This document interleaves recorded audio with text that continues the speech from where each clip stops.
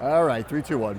Welcome back to the NFL Alumni's continuing coverage from Super Bowl 59. I'm Bram Weinstein. We're presented by Passera. Better is possible. Here's the Hall of Fame receiver, Andre Reed. Great to see you. Good to see you. Good to be seen, man. How about that? What do you think of, well, you were back in Super Bowls, what? 25, 26, 27, 28. Yep.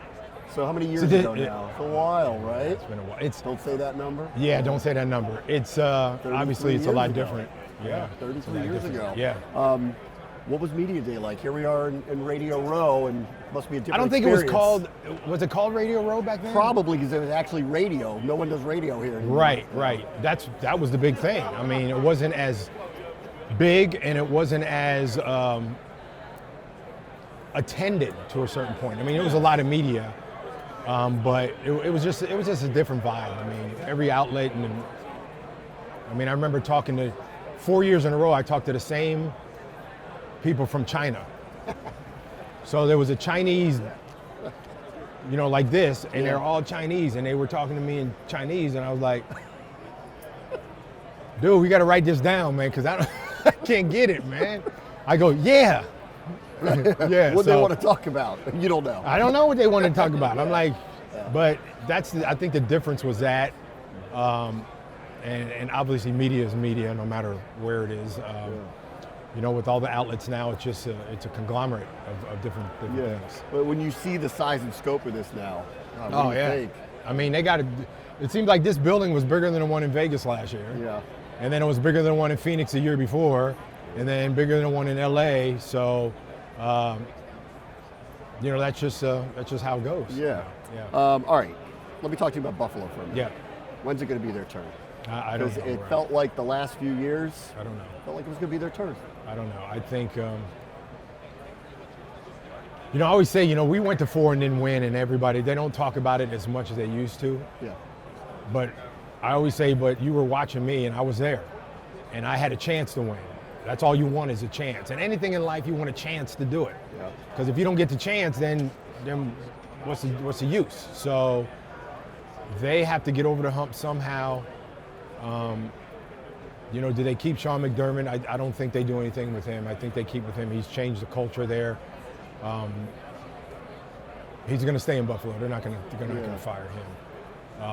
I think the draft is probably the only thing that's concrete that the Bills can do to, get their team to beat a team like the Chiefs every year. I think we need a receiver for sure. We need a guy that can take the top off and is a guy that can change a game in one play. What are you doing these days? I'm not doing that. That's for sure. No, we're not doing that. They need another you. Well, technically they do. Keon Coleman is going to have a year under his belt. Matt Collins was a big surprise this year. Curtis Samuel played well towards the end of the season. So they need a guy. Amari Cooper is kind of like that old veteran, not old veteran, but he's got some mileage on him. But they brought him in, and he really didn't get his feet as solid as we wanted to. I wanted it to be going into the playoffs. But I think another year, with him, that veteran leadership, you need that. So, but they need a guy that can change the dynamic of a game. So to the point of that resiliency part, though, you guys did go to 4 in a row. You didn't win one of them, but you went to them. And here's this team that's kind of right on the cusp. Yeah. Haven't quite gotten there. How difficult is it to regenerate, do it over, start over every again? year? Every year is a different year. Every year is, one guy away, or something happens to one guy and you got to replace him. And, for everything to get to this game, everything's got to be going your way. Yeah. Like all the way from the top to the owner, all the way to the guy sweeping up. Everything's got to be going straight. And it's hard to do that in this league because everybody's good to a certain point, and everybody's here for a reason to get to this game. Yeah. And you only got 2 teams that can get here. Yeah. So, and the Bills haven't done that yet. Yeah. Let's talk about what you're working on these days. Yeah, Cellivate, publicly traded company. They've been on the market for about 7-8 years now. A gummy, this is a gummy world now. You don't take pills too much anymore. Tastes really good. It's made a difference in my life probably for the past 6-7 months I've taken it. In what way? Focus, memory, inflammation, joint pain.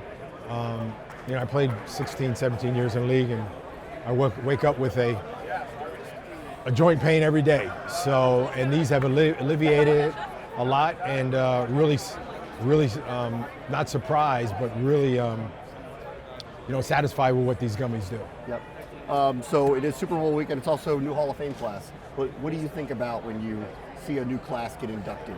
I think about when I got in. You go back to that day, and you go back to Super Bowl. What Super Bowl was it? New York.